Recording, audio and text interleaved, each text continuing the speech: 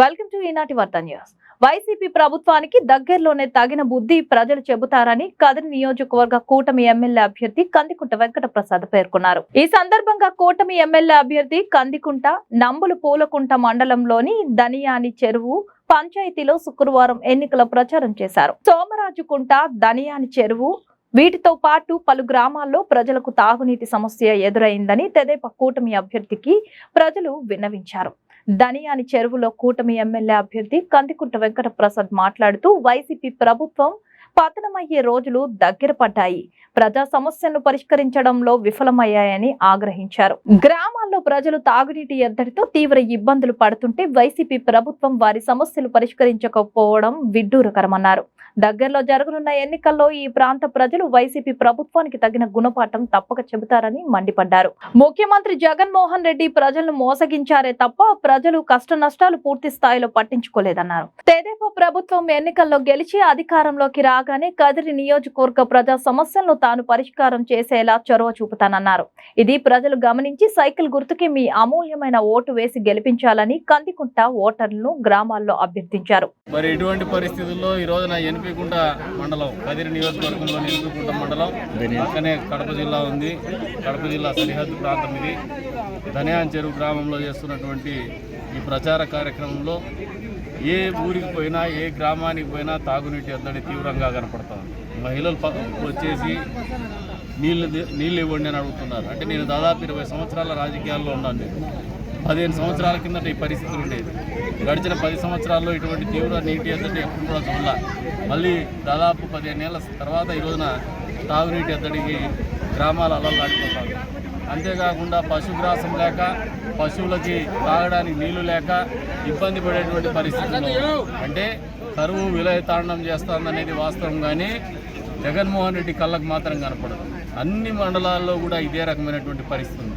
రైతాంగం ఇబ్బంది పడుతుంది, సాగునీరికి ఇబ్బంది ఉంది, తాగునీరికి ఇబ్బంది ఉంది, పశుగ్రాసానికి ఇబ్బంది ఉంది, పశువులు నీళ్లు తాగడానికి ఇబ్బంది ఉంది. దాదాపు ఒక మహిళ చెప్తాను ఇందాక ఒక గ్రామంలో 1.5 కిలోమీటర్ పోయి మరి నీళ్లు తెచ్చుకుంటుందంట పశువులు. ఏ రంగా దాన్ని పెంపకం చేస్తారు, పశువుల పెంపకం. ప్రభుత్వం ఆలోచన చేయాలంటే ఈ రోజున యావత్ ప్రజానీకం కూడా ఈ ప్రభుత్వం మీద తిరుగుబాటు చేయడానికి సిద్ధంగా ఉంది. ఈ ప్రభుత్వానికి బుద్ధి చెప్పడానికి సిద్ధంగా ఉంది. ఏదైతే వచ్చే రోజుల్లో ఎన్నికల్లో ఓటేసేటువంటివి తేదీ మే 13 ఎప్పుడెప్పుడు వస్తుందా అని ప్రజానీకం ఎదురు చూస్తూ ఉంది. అన్ని వర్గాల వాళ్ళు కూడా అశాంతితో ఉన్నారు. దానికి ఉదాహరణ ఏమంటే, దానికి నిలువెత్తు సాక్ష్యం ఏంటంటే ప్రజాస్పందన.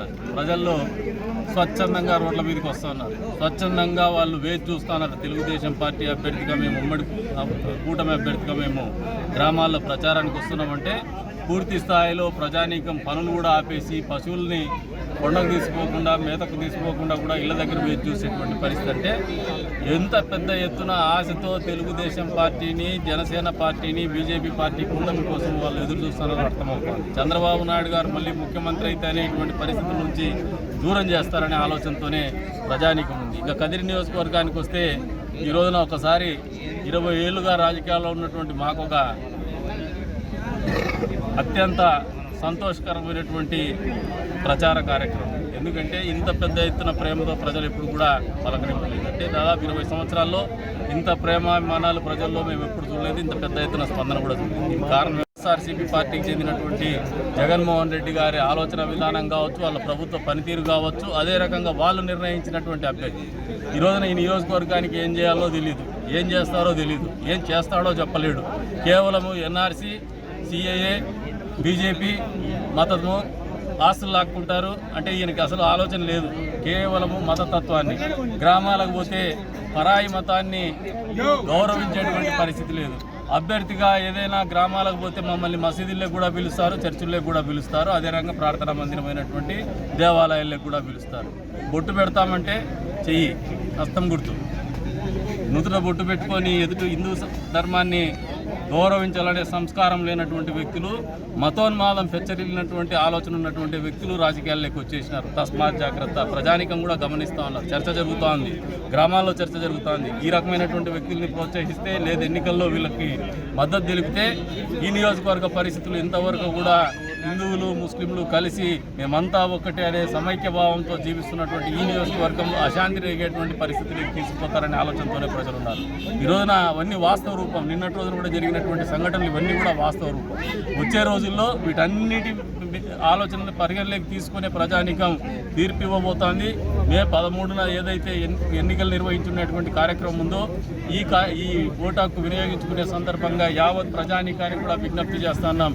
కదిరి నియోజకవర్గం తెలుగుదేశం పార్టీ ఉమ్మడి ఎన్డీఏ కూటమి అభ్యర్థిగా నేను ఎమ్మెల్యేగా పోటీ చేస్తాను. అదే రకంగా హిందూపూర్ పార్లమెంట్ అభ్యర్థిగా గౌరవనీయులు బీగ పార్సారథి గారు పోటీ చేస్తున్నారు. 2 ఓట్లు కూడా తెలుగుదేశం పార్టీ ఉమ్మడి కూటమి అభ్యర్థులకి, అదే రకంగా సైకిల్ గుర్తుకు ఓటేసి వేయించి గెలిపించాలని చెప్పేసి వాళ్ళందరినీ కూడా మనస్ఫూర్తిగా కోరుతున్నాం. ఇది వాళ్ళకు మనసులో ఉన్నటువంటి భావనే. దాన్ని మేము అభ్యర్థించడం ద్వారా ఆ భావన మరింత బలపడుతుందనే ఆలోచనతోనే అభ్యర్థిస్తున్నాం. వారందరూ కూడా మన్నిస్తారని కూడా